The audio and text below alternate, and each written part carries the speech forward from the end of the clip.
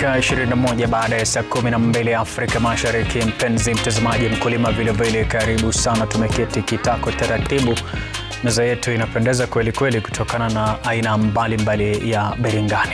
All right, it's time for the gold conversation, and we will be focusing, of course, on eggplant farming in Kenya, as well as the seedlings situation in the country. And to help us understand about that and more, we do have the pleasure of being joined by Mr. Lamek Kabuti, who is an agronomist who also doubles up as a seedling expert from SeedPro Africa Limited. Thank you so very much for making time to be with us today. All right, now if we just start with the conversation immediately. One of the slogans you do have at SeedPro Africa is the fact that you grow more with less. Yes. I'm very curious to find out, help us understand what is that we are growing more and how are we doing that using less? Okay, thank you so much for inviting me here. First and foremost, at SeedPro Africa Limited, we focus on crop nutrition. So crop nutrition is the bottom line of growth of all the crops. Mm-hmm. So when we say we grow more with less, you need less nutritional inputs and expect more output, that is more produce.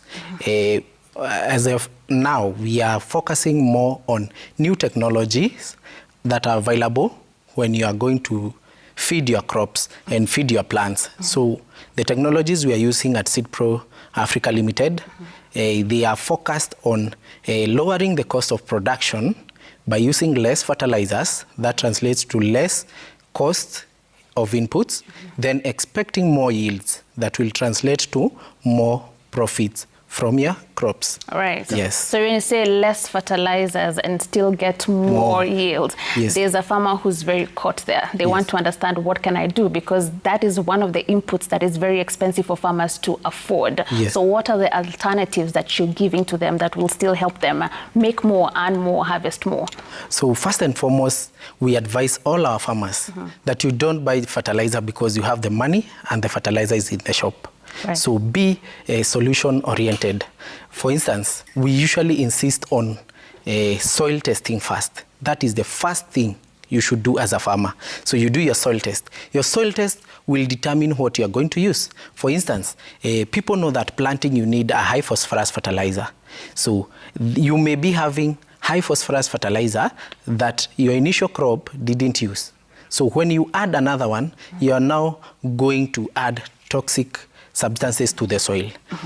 When you are advised not to buy that particular fertilizer, and normally people know planting is phosphorus, nitrogen, what? So if you are advised not to add phosphorus, then you're advised to add nitrogen. So when adding nitrogen, you have skipped one nutrition. That one, you have saved that money that would otherwise go to toxifying your soil. Right. So that's why we tell the farmers, you begin by knowing the condition of your soil. Right. Be intentional in using the nutritional products. The other thing is going by the weather and going by the technology. For instance, when it is raining, there are so many avenues of losing the nutrients due to leaching. Leaching is whereby it is diluted and goes beyond the root level.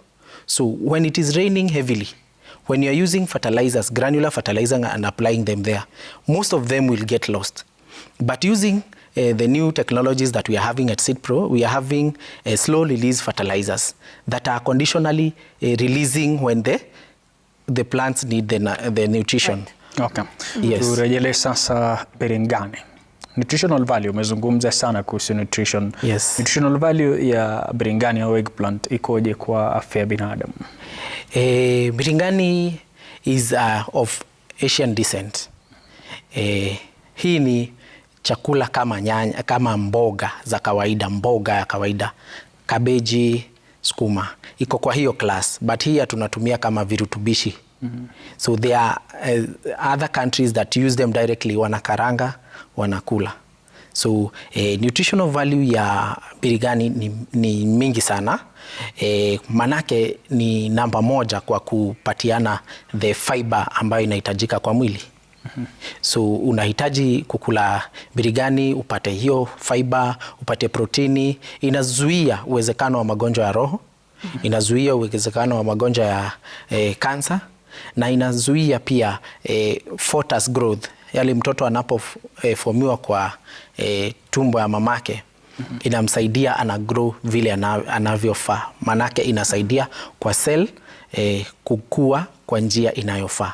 Right. Yes. Now let's talk about seedlings, yes. right? Being part of the seed propagators. Yes. You're very much in support of ule tunaita mkulima mdogo. Kweli. However, recently there has been a battle because there is the wakulima wadogo now they cannot share indigenous seeds, all right, the uncertified seeds, yes. which they believe that is leading to us not achieving our goal on food security, right? Yes. Because now there is the law, Seeds and Plant Act varieties, which now limits them from distributing those seeds. Please help mkulima mdogo ambaye you're supporting, why that law is there, and what are your thoughts? What do you think can be done better to make sure that there's no the push and pull between mkulima mdogo and also the government on this law that they think is restricting them in their business? Okay, what I would say on that issue is that it is a very well-informed decision by the government and the lawmakers. However, the dissemination of the law and information dissemination to the common mwananchi, the mkulima mdogo, now I am, the mkulima mdogo, I am there. Am I getting to know why I am limited to share my seeds?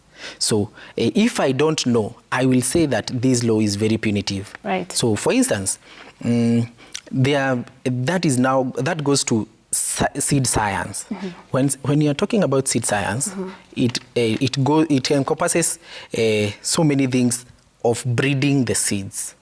When you are breeding the seeds, it's not a matter of having a seed. It is a fruit. You take the fruits, squeeze them and have the seeds. There are so many disadvantages that comes with that. Reason being, in seed science, it is a controlled breeding area. So there are so many things that the farmer is cautioned against. For instance, the seed, if it had a disease, the initial plant, mother plant had a disease, it will trickle down to the farmer who is growing it there. So it will affect also the performance of the crop. It will as well help in moving or transmitting diseases to other farms. So you can see we are looking at a bigger picture that is the tragedy it can cause. That let's say a farmer A in Nakuru had some seeds and so they were good. So he shared some seeds with the neighbor. The neighbor also, when he was growing, he did not manage some diseases. So it will start now declining its performance.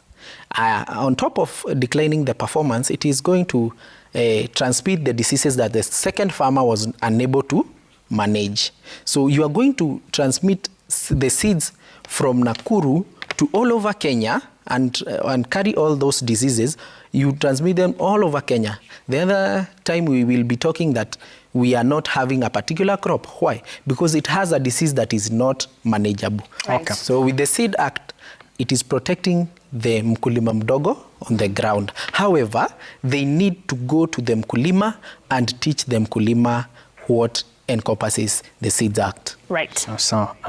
Kuna swala lingine litajitokeza, lakini tutazungumzia hiyo kuhusiana na mbinu ya kufanya grafting kwa eggplant kutumia mmea mwingine. Tutarejelea hapo baada ya mapumziko mafupi yafuatayo.